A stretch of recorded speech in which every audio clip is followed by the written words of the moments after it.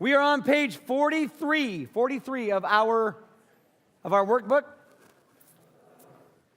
We want to give a lot of love, shout out to Silver Creek and Summit, our campuses that are here local, and our family in Columbia, South Carolina, and Palm Desert watching us. We love you guys. Appreciate you being here with us. Well, I was at the mall today, and I don't know if you've noticed, but I'm wearing my glasses again. Some of you have said, gosh, did you get contacts? No, because that's the weirdest thing in the world, sticking your finger in your eye on purpose. That's just really wrong on many levels. And so I can't do it. Those of you that are more courageous, I salute you. But I got my glasses, and I got these progressive lenses. I just swear I've had a fifth of Jack Daniels. I feel hungover. I didn't drink one solitary thing. I'm trying to find my way. So if I like vomit a little in my mouth and it comes out the side, it's because I can't see stuff.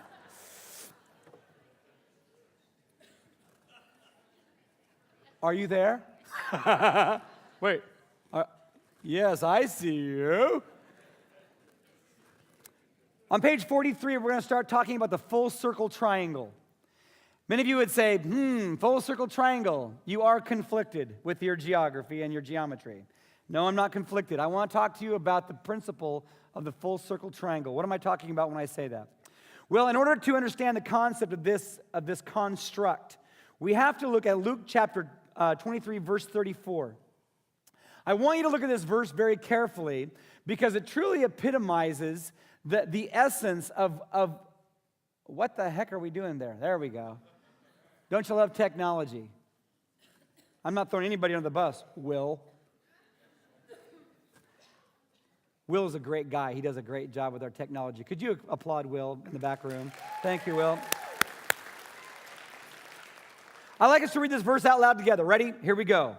Jesus said, "Father, forgive them, for they don't know what they are doing." How many parents in the room today? How many know that that's Jesus talking about his child? Jesus talking about his children. Have you ever looked at your kid and go, "You must be outside your mind"? Boy, what is right?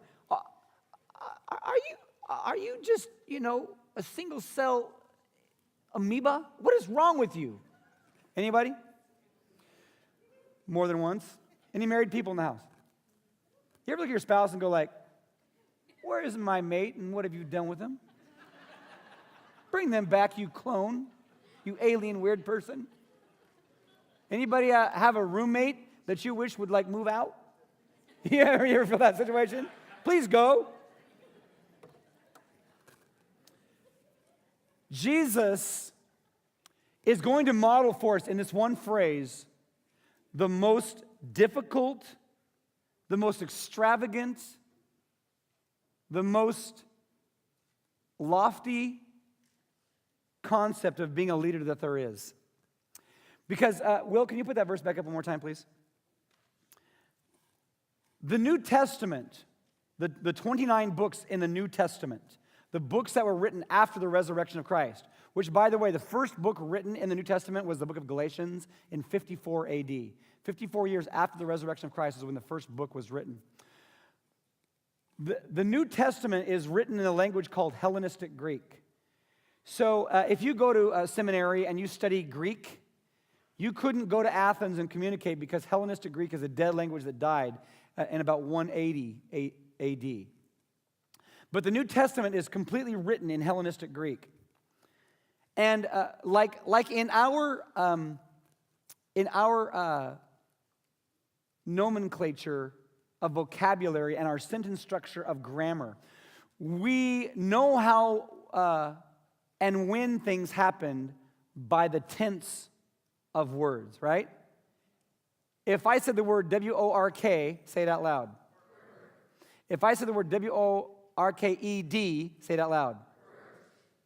Is that happening now or did that happen later? It happened earlier. Trick question. You got it. Good. It happened, right? I already did this. I have worked. If I said W-O-R-K-I-N-G, I'm working currently, right? There is a part of speech called present indicative active in the Hellenistic Greek language. And when Jesus makes this statement, Father, forgive them because they don't know what they're doing, oftentimes we could gloss over this sentence and not understand what Jesus is truly saying. Jesus is not saying, Father, forgive them because they don't know what they're about to do. Oh, it's going to hurt like heck. Jesus did not say, Father, forgive them because they don't know what they've just done. Ow, this really hurts. Amidst the impaling process, while the nails are going in, amidst the crucifixion, Jesus is speaking and saying, with every blow of the nail, Father, forgive them. They don't know what they're doing to me. Present, indicative, active. You understand? You follow? Jesus models for us the greatest cost of being a leader. If you're a parent, if you run a household, if you run a business, if you're leading a small group, if you're overseeing a ministry, which I believe all of us to be, because this is not a cruise ship, is it? This is a battleship, not a cruise ship. You will be leading things because that is your definitive call of God. It's your inalienable right to lead because you are a leader made by God. The greatest cost of being a leader is to do what Jesus modeled, and it's this. We're going to write these three things down. We must be understanding while being misunderstood until the people understand. It's the greatest cost of being a leader. We must be understanding while in the midst of being misunderstood until the people ultimately understand. You see, it is the higher calling of every person that's going to lead for the purpose of Jesus Christ and the cause of the kingdom, irrespective of your role in this thing called life that you live. Whether you work for an eye doctor or you work for a skin doctor or you work in a ditch, if you're teaching a class, if you're cutting meat, if you're writing code, you must be understanding while being misunderstood until the people understand. That's called the full circle triangle. Do you like the little graphics I have there? You see a little light bulb? Right? I get it. Right? I get it. I must be understanding while being misunderstood, ? Until the people understand. Now look at Mark chapter 15, verse 39 with me. When the Roman officer who stood facing him saw how he had died. How had Jesus died? You ever wonder about that? How had Jesus died? It's not, the language is telling us it's not about the constitution of Jesus' body as much as it was the constellations and the heavenlies, what was occurring around. There was an earthquake. We know this from historical records, right from the writer of Josephus and the writer of the New Testament. There was a great earthquake in all the Gospels, all the synoptics and the Gospel of John covered that there was an earthquake. We know that all the sky was completely blotted out and it was completely black. Nothing could be seen. Darkness. When we saw that, now, as it pertains to the physiology, the time of death that we know that it took for Jesus to die was 6 hours. We know that he hung in suffocation because it wasn't the impaling that killed him, it was the suffocation of his lungs being unable to expand and contract. And the suffocation is what killed Christ. The Roman form of crucifixion was slated to take 12 to 18 hours. It took 6 hours. Why the hastening of death? Was Jesus a wimp? No. It's because Jesus took all the sin of humanity, past, present, and future. And there was something about the disposition of what the Roman centurion, who was a complete seeker, non-believer. But at the end, when it was all over, when he saw how Jesus died, saw all the evidence of nature, saw the rate at which Jesus died, what did he say? Surely, this was God's Son. Right? This is a Roman citizen, devoid of Judaism, did not understand anything of the ways of the prophets of the Pentateuch or the Torah. He didn't understand anything. Because you know what he displayed? Every single human being knows there's a God. Every human being knows there's a God. We are innately made to worship. And what this Roman soldier said was, that's God's son. Right? Jesus modeled for us what you and I must walk out as it pertains to leadership. We must be understanding while being misunderstood. They don't understand me. Duh. It just kind of comes with the territory. Sorry. It comes with it. When you serve God and you lead for God, you're going to be misunderstood. And if someone hates you for loving God, cheer up. They hated Jesus first. All right. Now, effective leaders, here's what effective leaders must do. They must fly at 40,000 feet. If you're going to be an effective leader, you cannot fly the scraping runs of the low-level bombers. If you're going to be a leader, you've got to fly at 40,000 feet, while others will fly at incremental lower levels, 30, 20, 10, 5, and 1K. Because we see it before others. What's the it? The it is all-encompassing, meaning everything. As a leader of this church, if I don't foresee where the economy is going, where our government is going, where God, by the power of His Holy Spirit, would want to lead us, and if I'm just waking up and yawning like you, trying to fake it till I make it, we're all in a tough spot. We're in a dangerous place. If I'm flying at 1,000 feet of elevation and I'm just scraping treetops, you're in trouble. And if you're flying at 1,000 feet, for the people that are counting on you to lead well, they're in trouble. We've got to fly at higher levels, and we've got to see it. We've got to see the curvature of the earth, not just the horizon. We're only going to see that by being in touch and impressed by the presence of the Holy Spirit of God.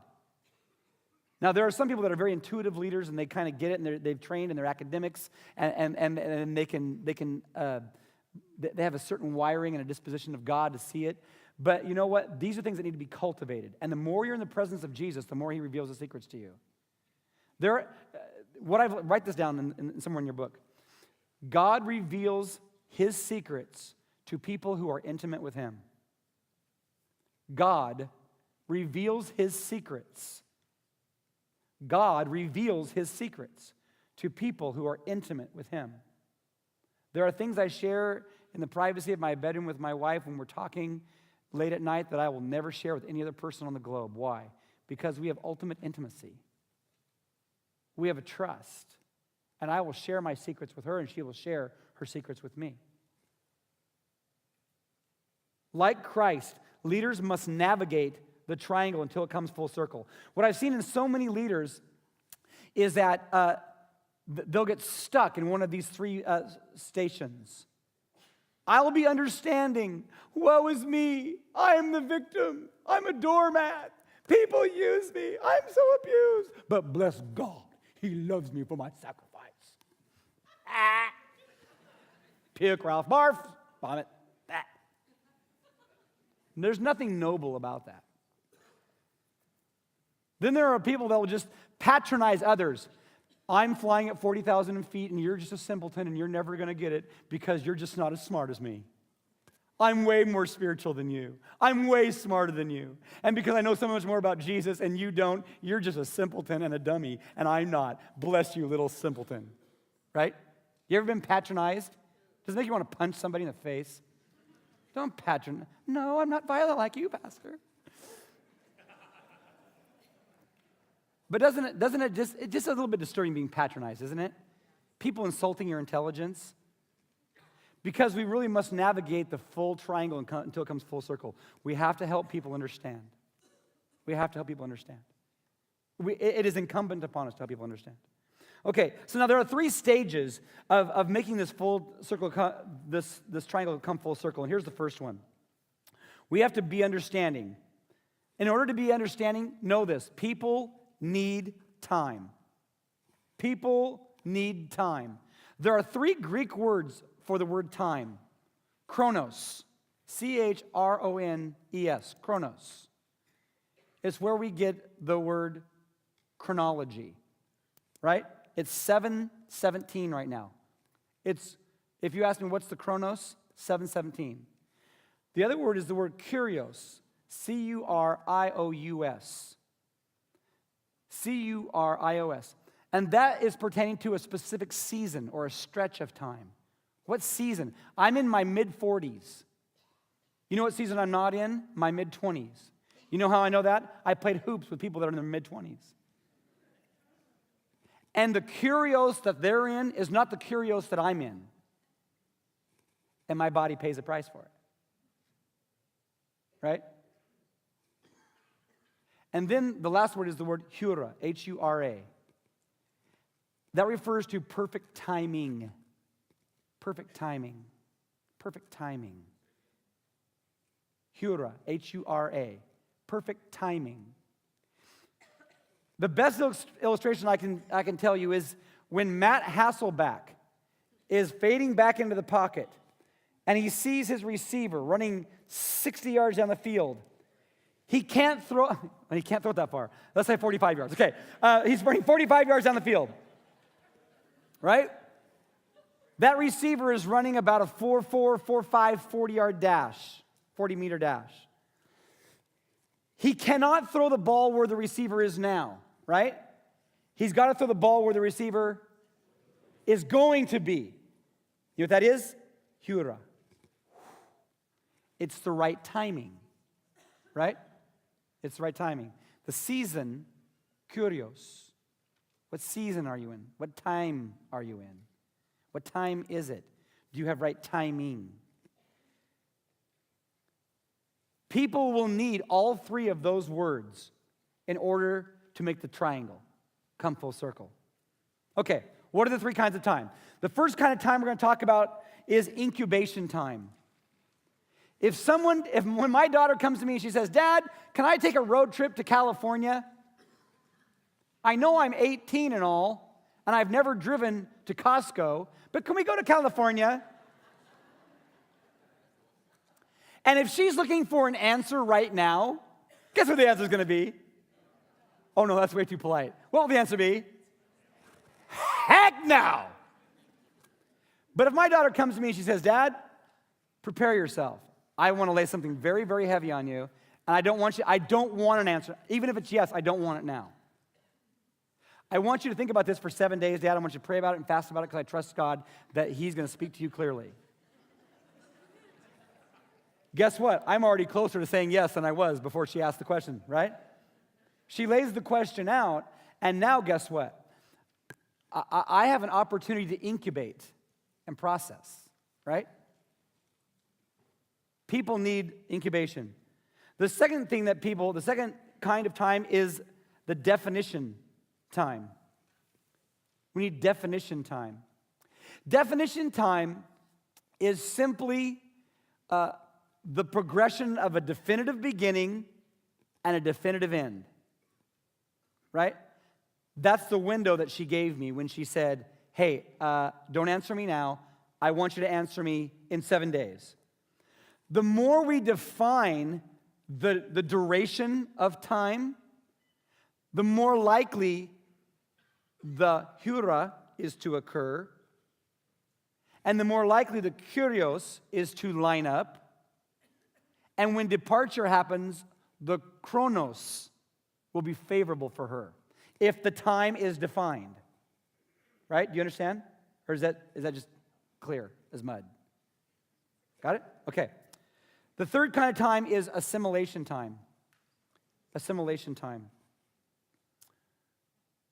The assimilation time is the time that the person that has been requested or required is given to not only think, but also respond and get feedback and bounce back. Because in the course of those 7 days, guess what I'm going to have? As her father, what am I going to have? You said it. I'm going to have questions, aren't I? I'm not going to know all the questions. All I'm going to feel is like this paddling of duck feet in my tummy. But as I think about it, I'm going to say, okay, well, who all is driving, what are their driving records like? Are all these people followers of Jesus, or are any of these people raging alcoholics in 12-step? How many days are you going to take to get there? You're going to try to get it all the way through in one shot, or are you going to break it up over the course of chronos? That there's time to assimilate via questions. And let me just tell you, in assimilation time, questions are your friend. So many times people feel like, oh, I couldn't ask the pastor a question because that'd be disloyal, or that'd be unsubmitted. Let me just tell you, one of the great philosophers of our time said, you never dishonor honorable men by disagreeing or questioning them. You never dishonor honorable men by disagreeing or questioning them. It's not disloyal, and it's not unsubmitted. And I don't know how many times in spiritual authority, people that have sat in my seat over church history have felt dishonored by being asked a question. They felt threatened by being like, I don't get it. Could you take one more pass around this mountain? Or have you thought about this? Because if you haven't thought about this might be something to think about. People need that kind of time. They need incubation, they need definition, and they need assimilation. On page 44.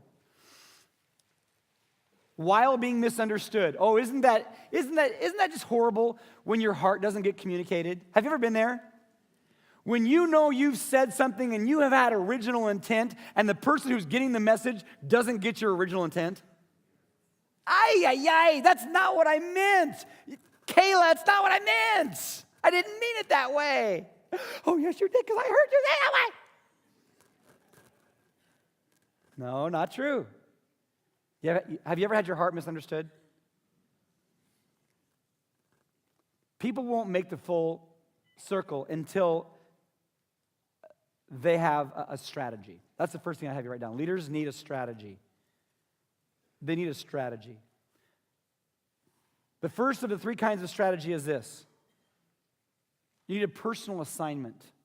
You need a personal assignment. When you're helping people navigate, because really people are going to follow you. There's credibility in you. There is something magnetic about you. There's something sovereign about you because of the sovereignty who occupies you. And the gospel of Jesus Christ is magnetic. And if people that don't understand you, if they will be persuaded, they might not be persuaded by your initial statements. They might not be persuaded by your charisma.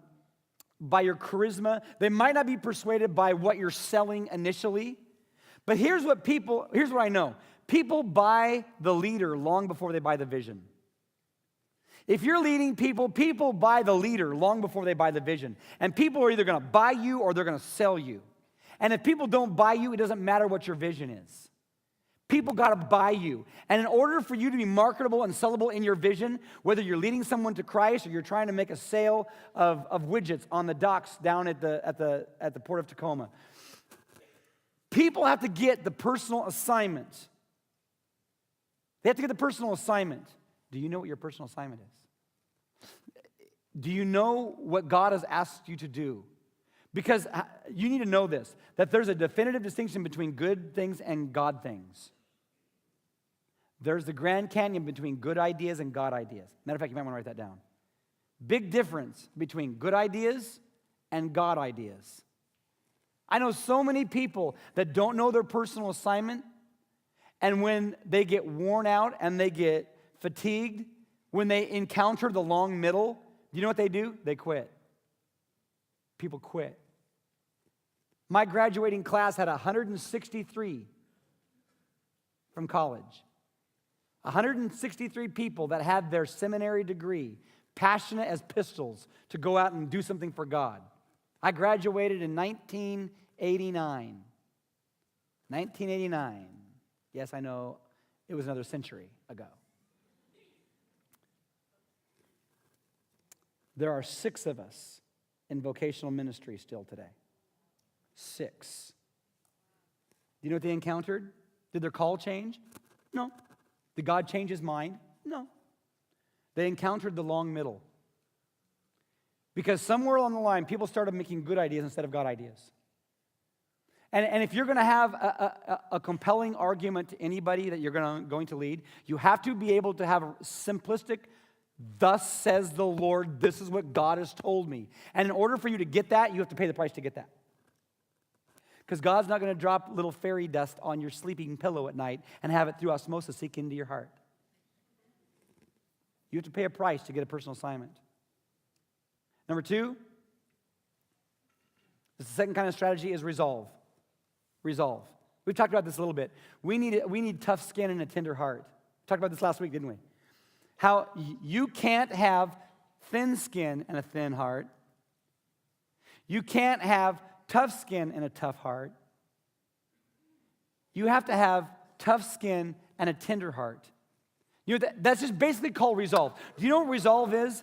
Resolve is that steely-eyed face that looks back at you in the mirror with your incisors showing, your ears pinned back, saliva coming out, your furrowed browed wrinkle, and says, I'm not quitting. I will not quit. There's no quit in me. Do you know when you're free to quit? When God changes your assignment. When God changes your assignment, then by all means, change. God changed my assignment 13 years ago when I was pastoring the church in Seattle.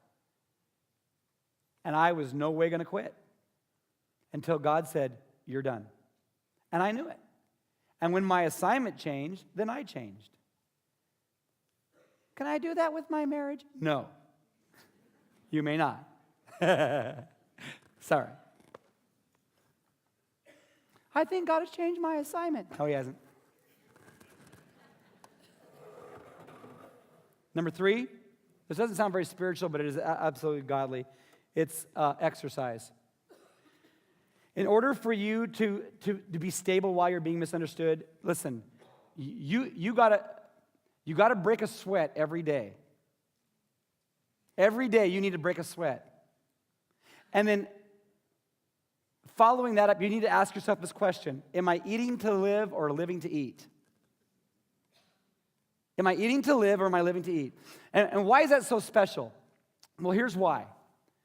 Because our bodies store adrenaline, epinephrine. Physiologically, your body and my body, it stores it up. Have you been in an argument or a tussle in the last 7 days where your heart rate went up? Lift up your hand up high. I want to see it. Okay, there in Silver Creek. Okay, good. Do you know that when your heart rate got raised, your adrenal glands released epinephrine? You had adrenaline released. Have you been really, really excited about something, like you got some really good news and you're like, oh my gosh, I can't believe it. Anybody in the last 7 days? Your adrenal glands released adrenaline. Anybody go through just incredible pressure in the last 7 days where you thought, oh, holy crap, I just need to go to Hawaii? Anybody? Okay. Your body released adrenaline. Your adrenal glands are continually releasing pulses of adrenaline into your body. And the adrenaline in our bodies gets stored into the fat cells of our bodies.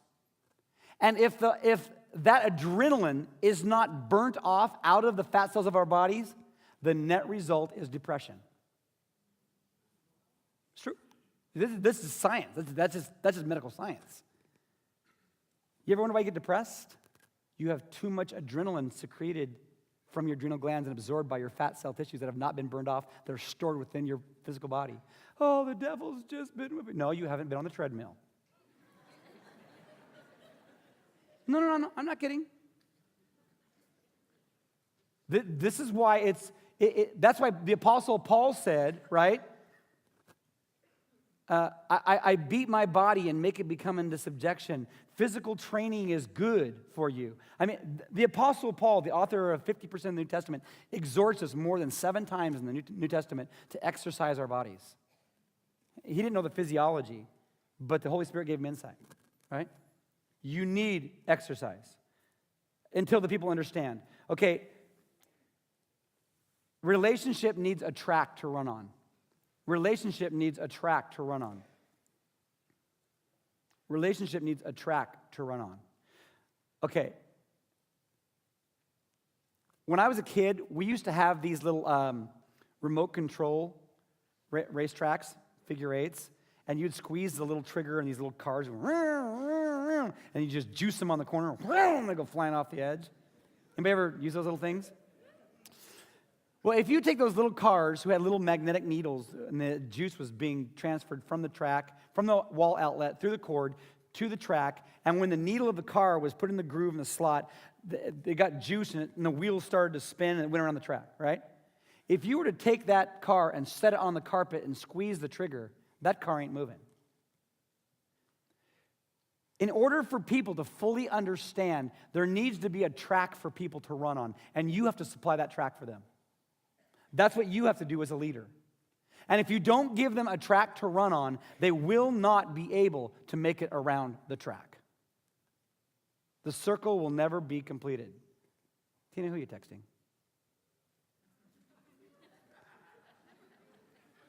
Is it you, Bree? Bree? Stop texting my wife. Chad, you're not the only one. Good Lord. There are three kinds of track. Here's the first kind. In order for people to make the full circle triangle, you need to have shared weigh-in. You need to have shared weigh-in. If people don't understand you, if there's a misunderstanding, you need to let people speak into the process that don't get it. I do that with my children. You know, I've dropped the dad card a few times. Why can't I go to the movies? Because I said so, and I'm the dad. I pay the bills. That's it. Amen. But how many know that that's the last card you need to drop? You need to let your children weigh in respectfully, with parameters. They need to weigh in. You need to let your employees weigh in when they don't get it. You know why? They might have a better idea and a better perspective than you. You need to let your roommates weigh in. Let people speak into the process while you're patiently waiting to be understood. Because if people don't have a voice, listen, conversation and communication and relationships need to be like a tennis volley warm-up. If I'm playing tennis with Kevin, and Kevin and I are, let's go warm up, great. And I hit the first ball and whap, I hit this winner up the line. Kevin going, what the heck? We're just warming up, dude. Okay, sorry, I got a little bit of adrenaline. I bounce another ball, whack, cross court, yeah! Move your feet slowly, tubby boy, yeah! He's like, dude, I want to warm up too. Oh, sorry. And as I hit the ball to Kevin, Kevin will then hit the ball back to me, and I will hit the ball back to Kevin, and Kevin will hit the ball back to me, and so on and so forth. That's called a rally or a volley, to warm up. In the process of you leading people, you've got to be able to have shared weigh-in. It's what Jesus modeled for us with the disciples.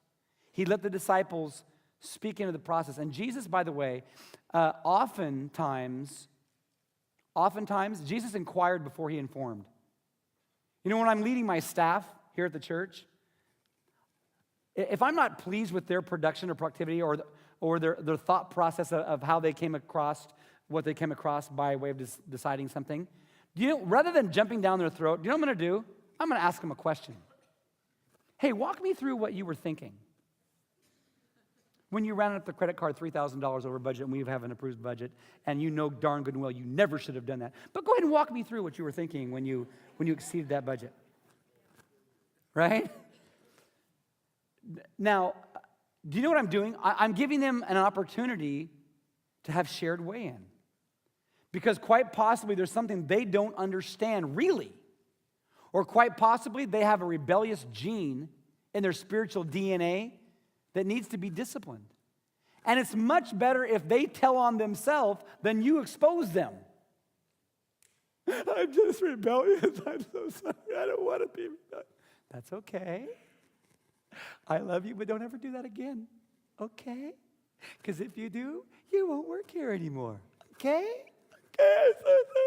Shared way in. There has to be the tennis volleyball exchange. Number 2, there has to be mutual involvement. There must be mutual involvement. When Jesus was leading the disciples, he just didn't give them menial tasks. Hey, you, John, bring me a stack of firewood. Hey, you, Peter, cut up the fish. Gut 'em good, boy. Bartholomew, I want you to clean up after the sheep. Yeah, you, boy. Clean the sheep droppings. You know, many times when we're leading people, people feel like a tool instead of a jewel. And when you lead people, people need to feel like a jewel instead of a tool. When we make people feel like jewels instead of tools, you know what happens? Productivity rises. The full circle of the triangle becomes circumferenced and navigated. And there's a great deal of peace in the world in which we lead. If there's something that's just beyond menial. Now look what Jesus did. In Matthew chapter 10, verses 7 and 8. Take a peek at this with me. Jesus was talking to the disciples. Now mind you, none of these people, with the exception of Luke and Matthew, were remotely educated. 2 of the 12 disciples had remote education. And Jesus came to them and said, okay, here's the deal, guys. You've been hanging out with me now for about 2 years. Here's what I want you to do. Go build the church. I don't know how to do that. I ain't learned nothing about education. It's okay. It's okay, Judas. You ain't going to be around long anyway. Jesus, now look what Jesus is doing. Look with me with your eyes. When you read scripture, I want you to begin to look between the lines. I want you to begin to see the inferences that Jesus is making versus the text on the screen or off the page. Right? Don't move around from home to home. Stay in one place. Eating and drinking what they provide. Don't hesitate to accept hospitality because those who work deserve their pay. If you enter a town and it receives you well, eat whatever is set before you. Now, leave it up there, Will, if you wouldn't mind. Is Jesus just giving them a to-do list? Is he giving them a box to check?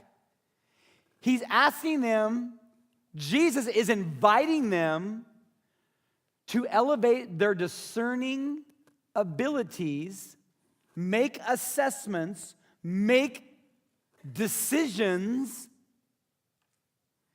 and he's not going to be there holding their hand while they do it.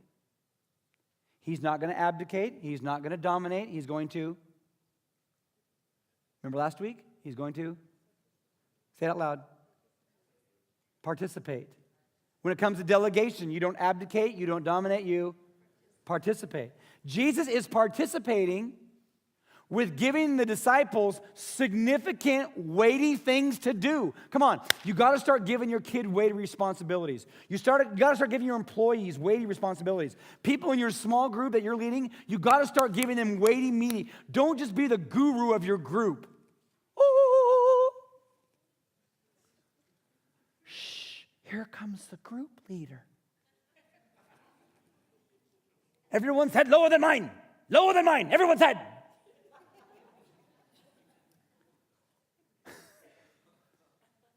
We must give people significant things to do.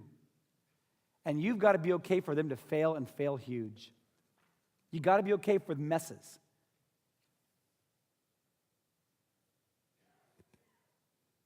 Number 3, there's got to be compensatory benefit. For people fully to understand, you know what? This sounds so carnal and so selfish and so me-centered. And as a follower, you're thinking it kind of, but you're not really saying it. But as a leader, you need to display it. There was, in fact, something in it for the disciples. Secondary leaders must experience dividends of fruit from corporate profit. It just got to work that way. When things start going well and people start achieving well and there starts being success around your world, people that you're following, that are following you, you need to be able to be a hand of dispensation. You need to dispense. It's kind of cool. When we were here at the church, I remember I set a goal of reaching 1,000 people. The church was 4.5 years old. And I told the staff, I said, okay, if we reach 1,000 people, there's going to be something in it for you. People's names will be written in the Lamb's Book of Life, and won't you feel good about yourself? Yeah. But come on, guys, let's get around it. Here's the strategy. Here's the plan. Let's balance and have some shared way in. Let's come up with a strategy. How are we going to have a church of 1,000 people by the end of this year? All right? You know what? We hit 1,287 at the end of that year. So I called everybody together, all 7 of our staff. And we were sitting in a circle. And I said, okay, guys, I've got something really important to say. And people didn't know, like, if something was wrong or whatnot. And I said, I want you to reach underneath your chair. They reached underneath their chair, and they pulled off a Benjamin Franklin. I taped $100 underneath every single chair. And Tina and I personally paid every one of our staff members $100. Didn't come out of the tithes and offerings and coffers. It came out of our pocket. We paid our staff. We said, you know what? Thank you. Thank you for busting it and bringing it and caring about the harvest of people that don't know God. We're so proud of you. Way to go. Do you think people were happy? Do you think people were motivated? Gee, if we get 2,000, will we get 200? Page 45. We're going to talk about a concept called M cubed. A concept called M cubed. Now, what, pray tell, is M cubed? Well, here it is. This construct has to do with 3 M's, thus the cubing. M cube has to do with morale, momentum, and money. That's M cubed. Morale, momentum, and money.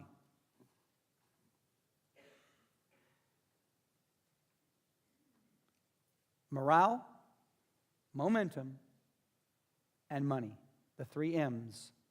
That could be something that you trade out on the NASDAQ. 3M.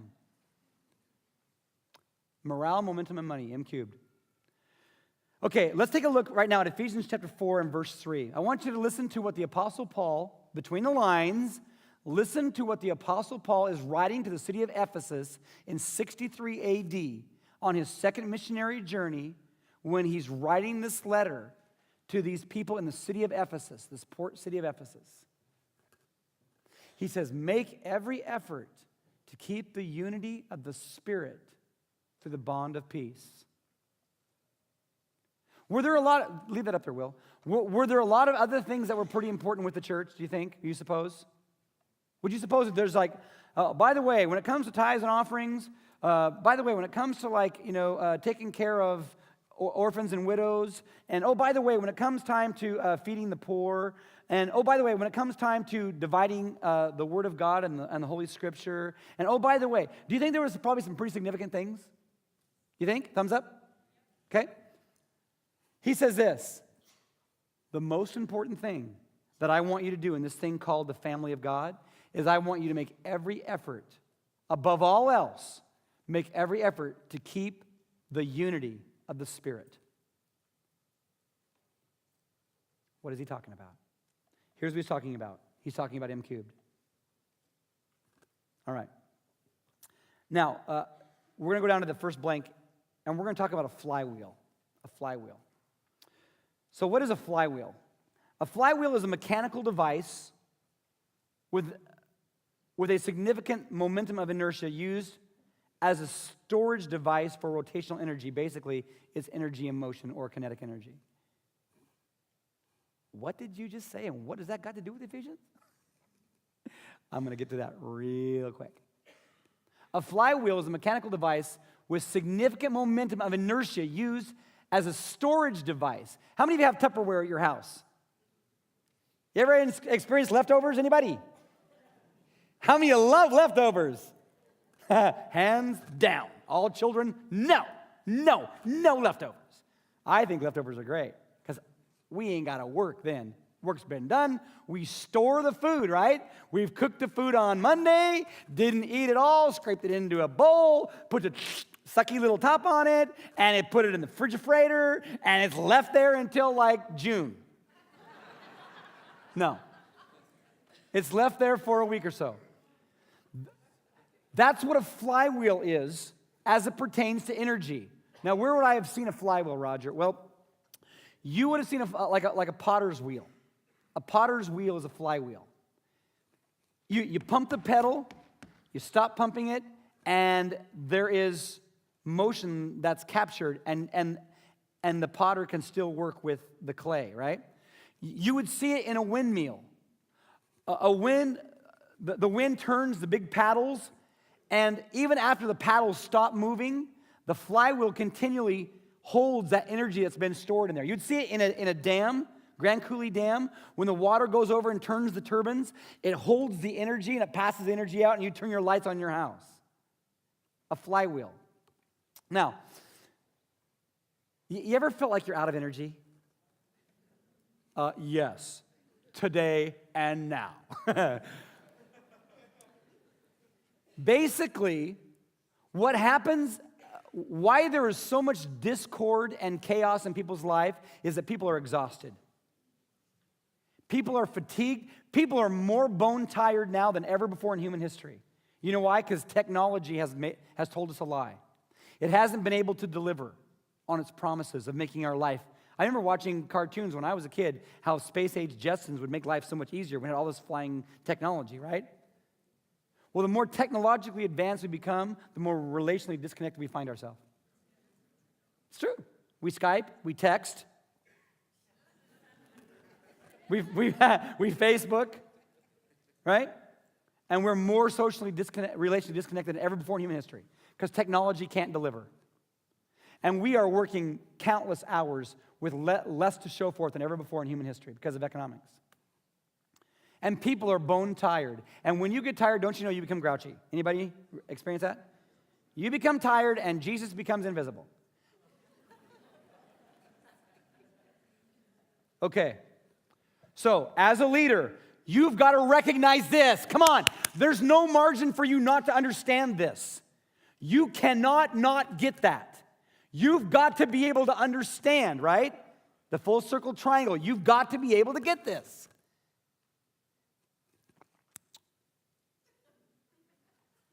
What's the wind doing in the world in which you live? You have to be able to discern that this is a reality. So you have to keep M cubed in mind. Okay, now, I'm going to give you some working definitions of M cubed. Morale, momentum, money. What is morale? Here it is.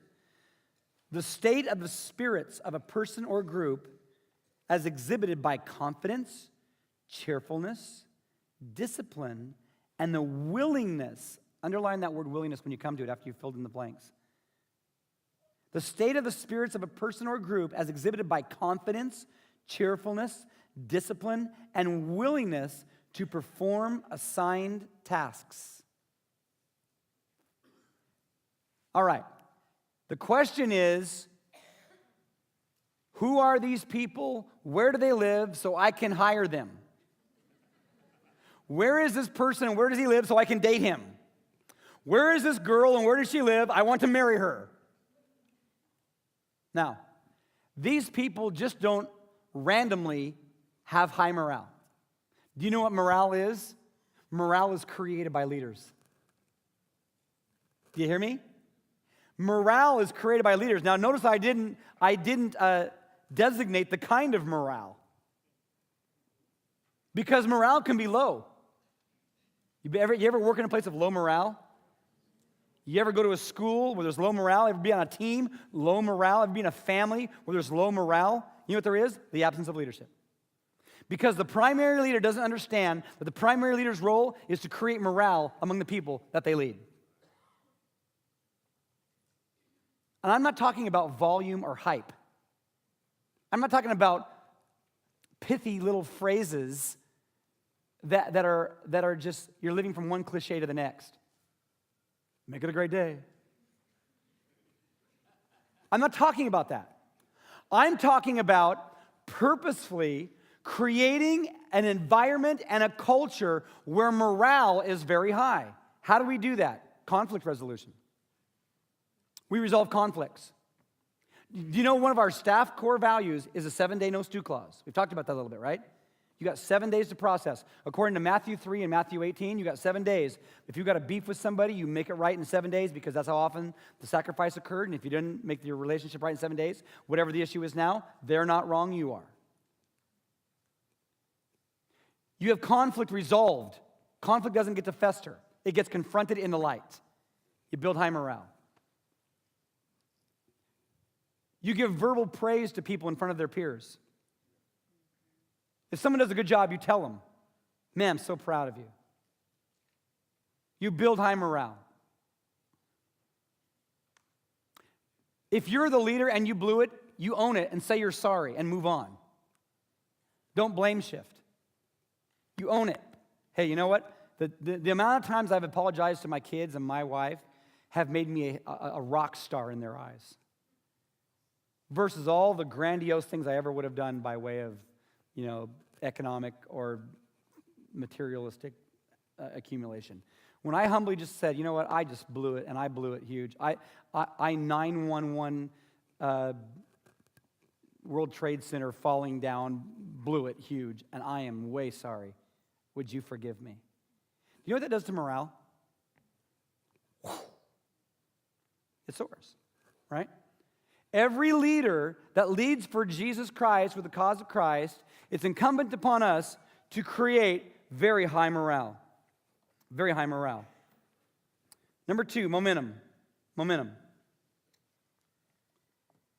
It's the force or speed of movement pertaining to physical objects, listen to this, or the course of events.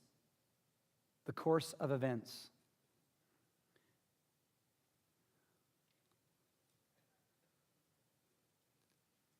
The force or speed of movements pertaining to physical objects or the course of events. I want to lay a term out before you. You ever heard of a term called the doldrums? Do you ever say, I'm in the doldrums? Anybody really know what that is? Okay, a few of you. For the rest of us, by way of just putting us on the same page, doldrums. 15th century mariners would know what doldrums are. Because on the open ocean, the wind literally stops blowing for weeks and months at a time. The wind doesn't blow. And if you're on the open ocean in a trade route and the wind's not blowing and you have sails, guess what you are? Screwed. Stuck, sorry. Have I lowered morale? I'm sorry. If you're on the open ocean and your only means of propulsion is wind, you're dead. Literally. Because scurvy begins to set in because people didn't realize until the 16th century that you needed citrus to be able to cure scurvy, and scurvy literally killed people. And if you're stuck on the open ocean without citrus, you're going to die of scurvy. You're going to die of dehydration because there's no fresh water. The wind's not blowing and you're stuck. Doldrums. Can't you just see people's lives in the doldrums? There's 2 words I want you to write down. There's a Hebrew word and a Greek word. The Hebrew word is the word ruach. And then you spell that R-U-A-C-H. Ruach. Ruach. Ruach. The Greek word is the word pneuma. P-N-U-M-A. P-N-U-M-A, pneuma. Both of these words, the Hebrew word, of course, the Old Testament is written in two languages, Hebrew and Aramaic. The book of Daniel and half the book of Lamentations is written in Aramaic. The rest of the Old Testament, complete Hebrew. But the Aramaic and the Hebrew language interchange, and they could be understood. The word pneuma in the Greek language, the word ruach in the Hebrew language, very simply mean breath or wind of God. The breath or wind of God. And whenever those words are used, the inferences without exception, this is kind of ironic, because the inferences of those words without exception have to do with propulsion of someone's life or the position they find themselves in life. And without ruach or pneuma, do you know what you're in? You're in the doldrums. If you don't have the wind or breath of God moving you with momentum, you're stuck on the open ocean with no wind in your sails. How tragic is that? More tragic than I could tell you. More tragic than I could tell you. You see, here's the irony. Morale is started by the leader. And once morale has been raised, it creates the pneuma or the ruach by those who are following that creates momentum. You see, I can't create momentum. It's not possible for me in this church to create momentum. I can't do it. It's not a me thing, it's a we thing. You understand? I create the morale, we create the momentum. It's why this church is 6,000 people after 12 years. I can't build a church of 6,000 people. There's no conceivable way I can do that. But we can build a church of 6,000 people. And the reason why is because momentum has been captured by the morale that has been created. Do you understand? If your family isn't going anywhere, if you're stuck, if your business isn't going anywhere, if your education, if your life isn't going anywhere, you only have to look at the morale and the momentum and ask yourself the question, are these two components in place in my life? Make every effort to keep the unity through the bond of peace. Why is he saying that? Because it's completely tethered to the ruach and the pneuma of the Spirit of God. Because if there's not unity, there's not morale. If there's not morale, there's not momentum. If there's not momentum, then there's not money. Now, let's write down the word money. Any article or substance used as a medium of exchange, measure or wealth, or means of payment, and measure of value. Ooh, you're going to love this one. You know there's 213 currencies on the earth right now? 213 different kinds of currency. And I know that because my mother-in-law plays it on Scrabble, and she has all these different currencies that she throws out as words, and they drive me crazy. I've never heard of them. So I looked them up. I was a shocked guy. She's right. Mom, you're right. Hate saying that, but you're right. Measure of value, measure of value. Measure of value, measure of value. Do you know what? Do you know what? Look at this next line. At the bottom of the page, 45. You're going to love this. Write this down. People are the economy of heaven and the currency of earth. People are the economy of heaven and the currency of earth. Do you know what Jesus cares about as his currency? Not Ben Franklin's taped under a chair. He cares about you. And he cares about me. Because you know what we are? We are his currency. Say this out loud. I am. Come on, like you mean it. Say, I am. Heavenly. Currency. We are the currency and the economy of heaven. God doesn't care about silver and gold and diamonds and platinum. He doesn't care about the rupees. He doesn't care about the pound, the yen. He doesn't care about the dollar, the Deutschmark. He doesn't care about the euro. All Jesus cares about is people. Now, follow me with M cubed. Follow me. When you as the leader create the morale, the people that are following you capture the momentum. And when you have momentum, do you know what it creates? Money. And then do you know what money creates? More morale. Do you see the cycle, how it goes? That's what the Apostle Paul was talking about in Ephesians chapter 3, when he says, above all else, make every effort to keep the unity of the Spirit through the bond of peace. Because when you have morale, you capture momentum and you create currency, and that currency whips that thing called morale into a frenzy, and that thing starts spinning, catch this, like a flywheel. Ring. And guess what happens now? You stop working hard and start working smart. You know why? Because you have energy contained. So many people ask me, good God, man, how do you do it? How do you have so much Energizer Bunny energy? What is your diet? What meditation do you use? Do you know what I have? I have captured, stored flywheel energy within me because of the way God has asked me to lead. In a biblical context. This is not my church. I didn't die for it. Jesus did. My name's not anywhere on the building. This is God's church. You're not my people. You're God's people. I didn't die for you. Jesus did. And so my job is to create high morale so that there may be high momentum, so that there is significant currency, money, so that there is more morale. And this fly will keep spinning. And you know what begins to happen? You don't have to be exhausted for the kingdom of God. You don't have to. You just simply need to do. I've heard so many people say, oh, Pastor, I can't make both ends meet. Good news for you. Winner, winner, ding, ding, ding, ding, ding, ding. It's not our job to make both ends meet. It's our job to do our end. How many degrees in a circle? 360. Not a trick question. If you can only do 10 degrees, God will do the rest. But if you feel compelled to have to do 350 because of some sense of misguided, obligatory responsibility, you're going to be exhausted. And you will not have morale, you'll not have momentum, and there will be no money. Isn't that good to know? Page 46. Man, I am not getting through this stuff fast enough. Is this good? You okay? All right. Because I think this is wonderful. Hey, listen. I'm not reading you anything from somebody else. This is my heart being split open and spilled out because I live this. This is my life.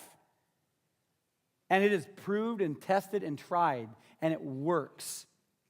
It's called discipleship, and if you do it, it will work for you because it's not my latest scheme. It comes right from the Word of God. It's Scripture. Isn't that precious? Okay, now, there are busters and builders as it pertains to morale and momentum. Morale busters, here they are. Inconsistency of declared vision and execution of vision. Inconsistency of declared vision and execution.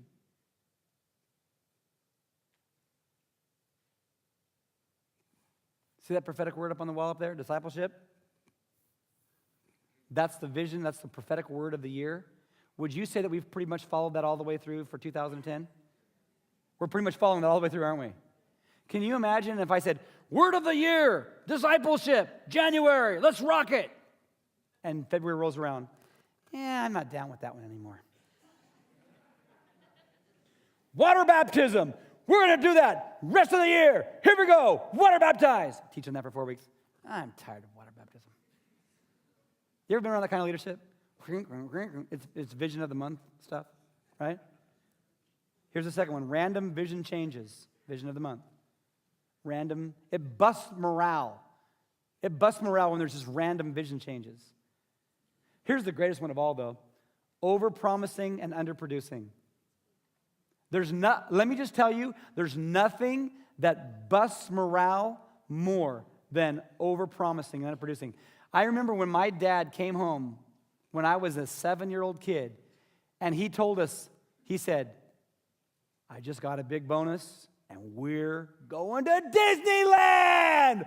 Woo! And he kept hyping it up, and he'd hype it up, and we would color pictures in our little coloring book of like Mickey Mouse and Donald Duck, and we were talking about Disneyland, and as it came closer and closer to the departure date, he said, oh, you know what? We're not going to be able to make it. Well, of course, he gambled it all away and lost it in a poker game, and so we didn't have Disneyland money, but we got to go for ice cream.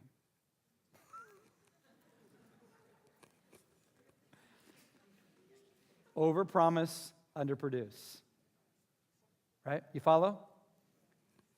What was the constitution of our home when my dad lost our Disneyland money in a game of 7-card stud? The morale was gone. Because morale leaks. By the way, know this, morale leaks.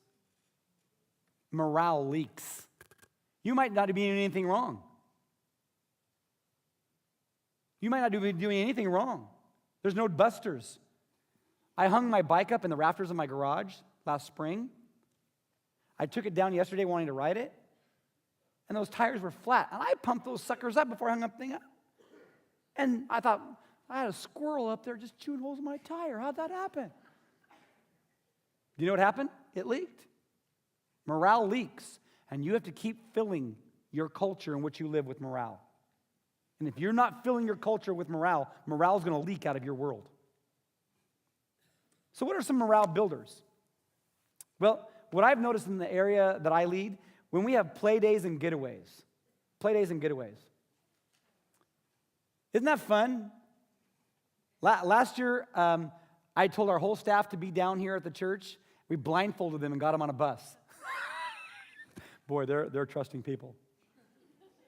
We drove around in circles and we stopped at Kmart down on River Road. Okay, take off your blindfold. Oh, yay. We're at Kmart. Yeah, we're going to stay here and pray all night long for this building because God is going to give us this building. Aren't you excited? Yeah. So excited. Thank you, Pastor. Man, morale is soaring now. I said, psych, we're going to the Trailblazers game. Get on the bus. Come on, we're going to Portland. You're kidding. Oh, you love it. Oh, you love it.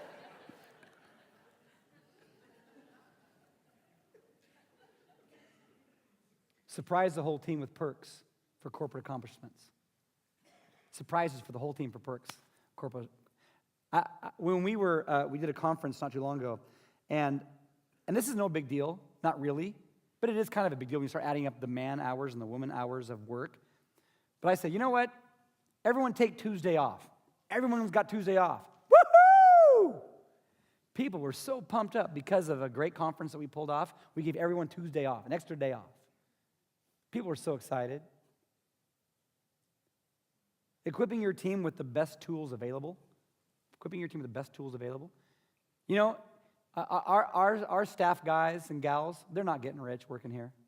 And they could. There's a lot of guys on our staff and a lot of gals that can go into the public sector and just make stupid bank. But they're here serving the Lord.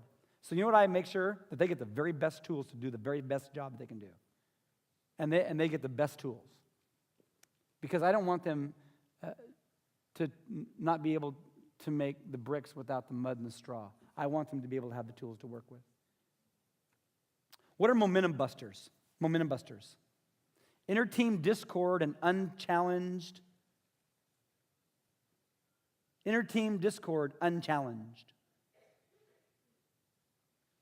When people are just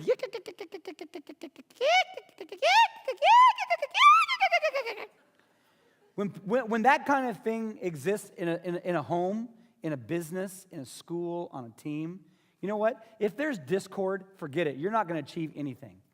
Put C4 on the building and blow it to Hades, because it ain't going to do anything but make chaos and go bankrupt. Moral or financial failure. About 20 years ago. Anybody been to Wenatchee? You ever been on Highway 2 to Wenatchee? You know where Boswell's furniture store is right there? Great big furniture store on Highway 2, off to the left. Do you know that used to be the biggest four-square church in the state of Washington? Operative word, used to be. Moral and financial failure just kills momentum. Perception of varying standards. Perception of varying standards among teammates. If there are people on your team that think that there's just someone else that is just the cat's meow and you love them best, it doesn't even matter if it's true, if they perceive it. So you know what I do? It's kind of funny because there are people that listen, we all kind of gravitate to people that we have natural affinities, right? But a couple weeks ago, I took all the administration girls and Ken out to lunch. And you know what I did? I said, hey guys, I want to meet with all of you. And they're like, oh no, job cuts. You know, everybody's thinking the worst thoughts in the world. I want to meet with you for lunch. They're thinking the worst. I just took them all out to lunch and said, hey, you know what? Let's just get together and hang out. Hey, by the way, tell me where you think I'm doing a really great job.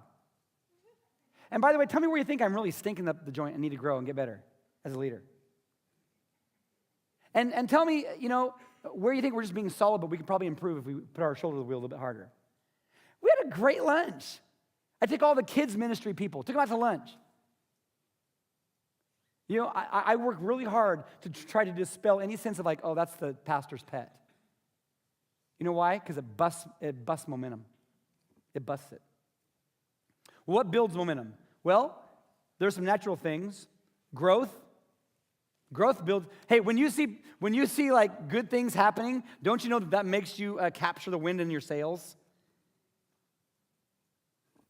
That's why you need to go on a missions trip and go see people living on $3 a month of income and see how their life is. Think your life is hard right now?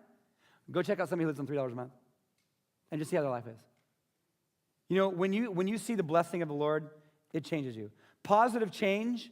You know, this building has been changing for the last 8 years. We've been in this building for 8 years, and I set out a 7-year strategy of a remodel. We gutted this entire building and remodeled it. Some of you that weren't here a while ago, you didn't see the wooden benches that had orange cushions where little kids peed on them when they were laying on them for the last 20 years. You didn't see the white construction paint and the 7 lights that were in the ceiling. This place was a cave. And the purple and orange carpet with duct tape holding the seams together. You didn't see that if you didn't see that.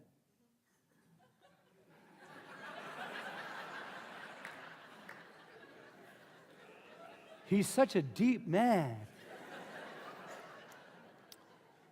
Hey, here's a good momentum builder. A goal set becoming a goal accomplished. A goal set. You want to build some good momentum around your world that you lead? You know what? If in your household, do this. Hey, just do something wacky. Sit down together and say, you know what? This month we're going to save $100. I don't know how. We're not making it now. We're deficit spending. But this month we're going to save $100. You know, you just quit making 11 trips to Starbucks and you're home. You know what? Set a goal of devotions 3 times in a week.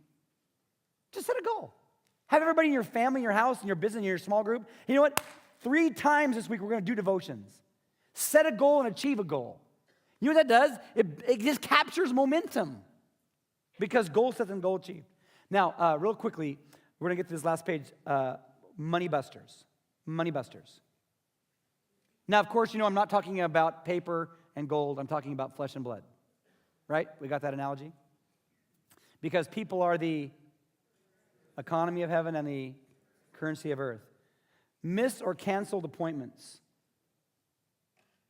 If you make an appointment with somebody and something better comes along and you just skip and bounce because something better came along, you're going to make a withdrawal because relationships are like a bank account. You make deposits, you make withdrawals.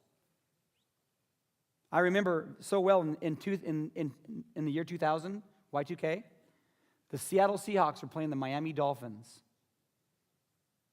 in an AFC divisional championship game. Last game in the kingdom. There was a family here that have been trying to get together with us and we were trying to make an appointment. So we got 3 couples together and we put this thing on the calendar and they were so excited because they wanted to hear the vision of the church and they wanted to meet Tina and I and they wanted to really throw their heart into it. And one of my buddies from Seattle gave me 50-yard line playoff tickets.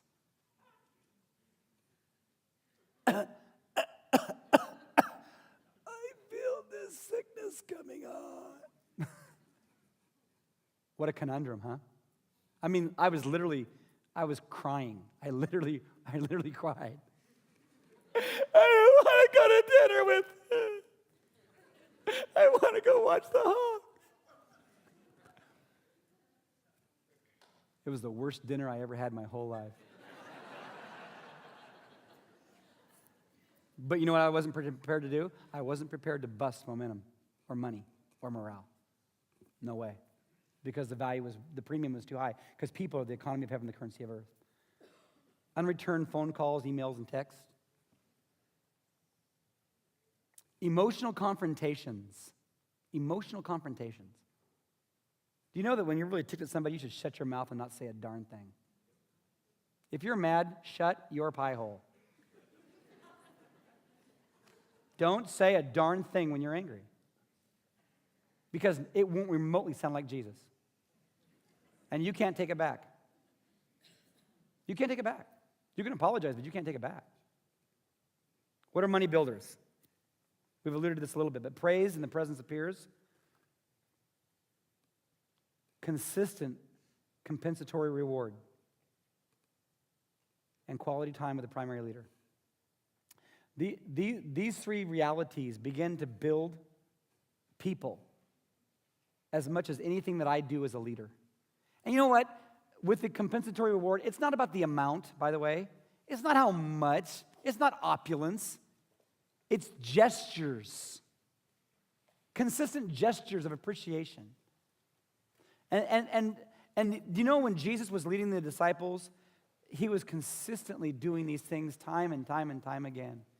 From the multiplication of the fish and the loaves, to the donkey that he had procured, to the upper room table that he had provided, to the places where he led them and took them. Jesus was leading and guiding with compensatory reward and praise in the presence of their peers. He gave them attaboys, and he gave them his time and his heart. If you have M cubed and the full circle triangle in place as a leader, the things I've given you tonight, just tonight, if you would implement these principles, just these, you could close Team Camp book and go, yep, I got it. Because that's a big bale of hay. Hi.